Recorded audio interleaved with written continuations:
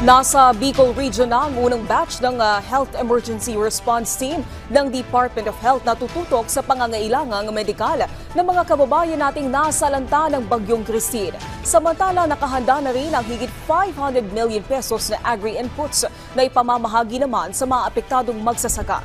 Si Denise Osorio ng PTV sa Balitang Pambansa. Non-stop ang paghahatid ng tulong sa mga apektado ng Bagyong Christine. Sa huling tala ng Department of Social Welfare and Development, higit 700,000 ang naipamahaging family food packs.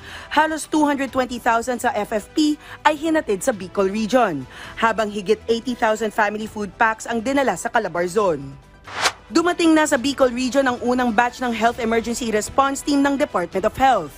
Sumakay ang mga doktor, nurses, nurse attendants at ambulance drivers sa C-130. Sila ay mga bihasa sa emergency response.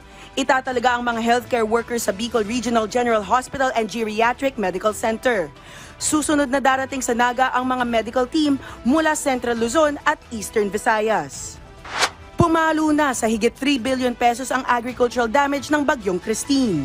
Ayon sa Department of Agriculture, malaki ang pinsala sa palay na umabot sa higit 152 metric tons. Halos 3,000 namang livestock ang namatay. Nakahanda na ang higit 540 million pesos na agri-inputs na ipapamahagi sa mga magsasaka. Kasama rito ang seedlings at fertilizer. Sa tala ng NDRRMC, umabot na sa 7 milyong residente ang apektado ng Bagyong Christine. Nasa 115 naman ang pinangambahang patay at 40 pa ang pinaghahanap. Mula sa PTV Manila, Denise Osorio para sa Balitang Pambansa.